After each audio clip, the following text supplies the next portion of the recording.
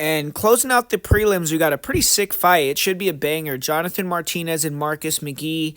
Martinez, he had a long winning streak going into his last fight. He fought the legend Jose Aldo and ended up getting beat pretty easily in that one via decision. He got hurt bad in the third round as well, but they're giving Martinez no favors here. I mean, hard fight, an unranked fighter in Marcus McGee that's hungry, trying to break into the rankings, has no time to waste, being 34 years old, and just been looking great recently. So this is a fight where if Martinez loses, he's going to lose his ranking, and so it's a tough position for him to be in. And he's also in transition in terms of gyms too. He was with Factory X, and Factory X, obviously, they're going through transition right now. So Martinez went back to Texas, and now he owns a gym where I believe he's the head coach as well. But he does have a group of training partners, from what I've seen, to be fair, that are pretty good. But it's a little bit concerning. Hopefully he has good people helping him game plan and things like that. Marcus McGee is with the MMA Lab, who've been in the elite gym for years. Obviously have a good staple of bantamweights in the UFC. Even though we just did see Kyler Phillips have that bad performance against Rob Font. We saw Sean O'Malley lose.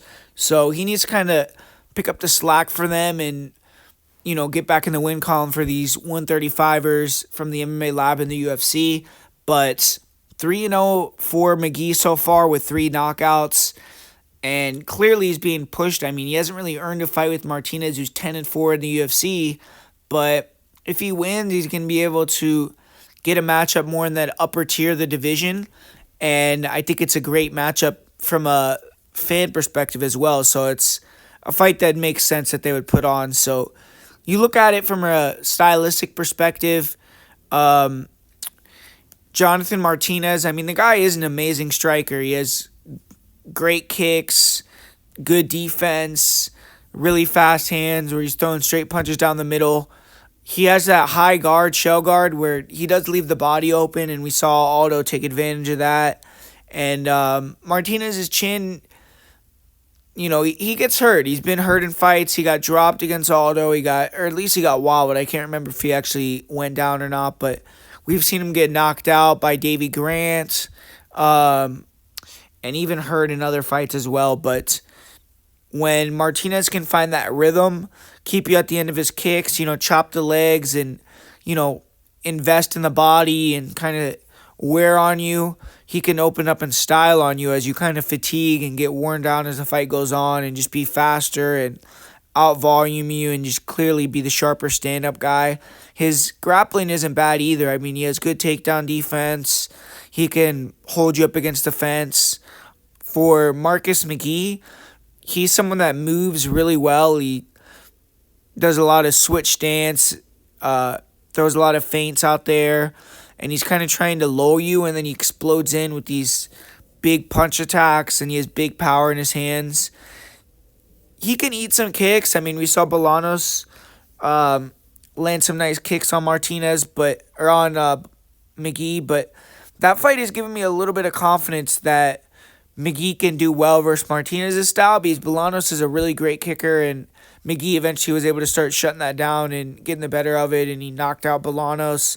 And if McGee connects on Martinez, I just don't know if Martinez is going to be able to take that power. We've seen him get hurt before, like I said, and I think McGee's one of the more powerful guys in the weight. But if McGee can't get that finish early, or he can't really find success, and Martinez can chop away at him a little bit, it could end up being a long night and just get away from McGee, and that's how Martinez could win this fight. I think Martinez may try to push McGee against the fence a little bit too. I mean, McGee's wrestling, grappling, I don't think is the greatest, and it hasn't been tested too much, and I think the UFC is kind of trying to give him that clean path up the division, having not to face a wrestler. So I kind of do think that Marcus McGee is going to get the better of this one. I think he's going to know he can rip the body, and he's going to get Martinez to start dropping those hands, and I think he'll be able to land and either get the knockout or win a pretty comprehensive decision off damage. But this is a big step up, and I get why some people maybe would lean towards the veteran in Martinez, but I'm going to say Marcus McGhee gets the victory.